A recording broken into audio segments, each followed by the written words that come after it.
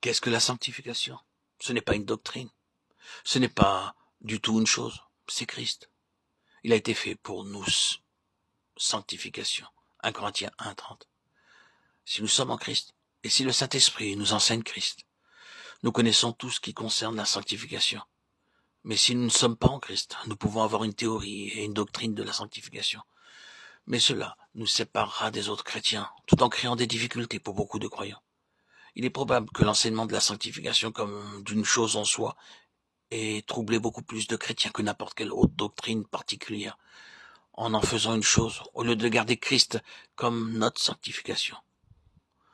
Je rappelle simplement cela pour essayer d'expliquer ce que nous entendons en disant que c'est dans l'école de Christ qu'il nous faut être. Là où le Saint-Esprit ne nous enseigne pas des choses, ni la doctrine de l'Église, ni la sanctification, ni l'adventisme, ni aucune chose, ni un certain nombre de choses, mais où il nous enseigne Christ. Qu'est-ce que l'adventisme? Qu'est-ce que le retour du Seigneur? Eh bien, un mot comme celui-ci nous donnera la clé. Il viendra pour être glorifié dans ses saints et pour être admiré dans tous ceux qui auront cru. De Thessaloniciens 1:10. Nous le voyons, ce sera la consommation de quelque chose qui s'accomplit intérieurement. Comment donc puis-je savoir le plus sûrement que le retour du Seigneur est proche? Non pas avant tout par des signes prophétiques, mais par ce qui se fait dans le cœur des enfants de Dieu. C'est le meilleur signe des temps que ce que l'Esprit de Dieu accomplit dans le peuple de Dieu. Mais l'on n'est pas intéressé en cela. On aime plutôt savoir ce qui va se passer entre l'Allemagne et la Russie, entre l'Ukraine et la Russie. Si ces deux pays ne finiront pas par former une grande confédération, que sais-je? Mais où cela nous mènera-t-il? Où donc nous ont amené tous les discours sur la reconstitution de l'Empire romain? C'est de l'adventisme en tant que chose.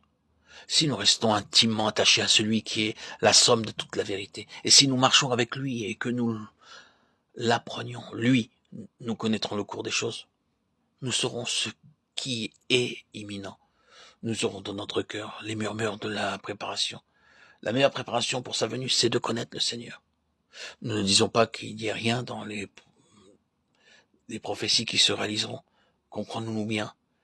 Mais je dis qu'il y a des multitudes de personnes qui sont simplement plongées dans la prophétie en tant que chose, mais dans la vie spirituelle n'a aucune valeur et qui n'ont point réellement de marche intime et profonde avec le Seigneur. Cela peut se constater si souvent. Un jour, j'ai assisté à une réunion où cet évangéliste donna son message final sur les signes des temps. Tous les auditeurs avaient leur carnet et fascinés, tous prenaient des notes. Mais tout était extérieur, tout était objectif. Il s'agissait de choses comme de rétablissement de l'Empire romain, de la restauration de la Palestine. Nous connaissons ces sortes de choses. Lorsqu'il termina, tout le monde s'attendait encore à quelque chose de plus, et les carnets de notes étaient préparés. Mais le Seigneur me mit directement sur le cœur comme premier message sa parole de 1 Jean 3:3. Et quiconque a cette espérance en lui se purifie lui-même comme lui aussi est pur. Et j'ai dû parler sur l'effet spirituel de cette espérance spirituelle. Mais je remarquai très vite que les auditeurs ne s'intéressaient pas à cela. Les carnets se fermèrent, les crayons furent mis de côté. Il n'y avait aucun intérêt. Tandis que je cherchais à manifester, à témoigner dans le Seigneur par ma fidélité à ce que tout cela devait signifier de manière intérieure quant à notre ajustement avec le Seigneur et ainsi de suite. On n'attendait que la fin de la réunion. Lorsque j'eus terminé, on attendit à peine que j'eusse terminé. Tous se levèrent et sortirent. Oh non, ce n'est pas ici le Seigneur, ce n'est pas le Saint-Esprit.